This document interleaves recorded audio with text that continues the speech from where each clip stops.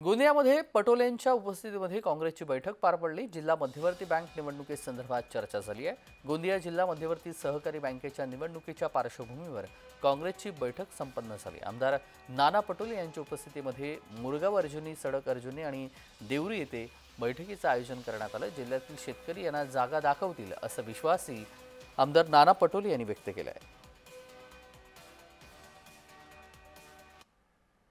गोंदिया जिल्ह्याच्या शोषित पीडित आणि शेतकऱ्यांच्या हिताची लढाई लढते आहे। पण भाजप आणि ही नकली राष्ट्रवादी या राष्ट्रवादीनं या जिल्ह्याच्या शेतकऱ्यांना आणि शेतकऱ्याची बँक असणारी जिल्हा कोऑपरेटिव्ह बँक हे लुटण्याचं काम त्यांनी जे चालवलेलं आहे। त्याच्यामुळे या गोंदिया जिल्ह्यातील शेतकरी आणि जेवढे काही सन्माननीय सदस्य आहेत या बँकेचे प्रतिनिधी ते काँग्रेसच्या सोबत आपल्याला पाहायला मिळेल आणि या भ्रष्ट जी युती आता यांची आहे त्या भ्रष्ट युतीला गोंदिया जिल्ह्याची जनता त्यांना जागा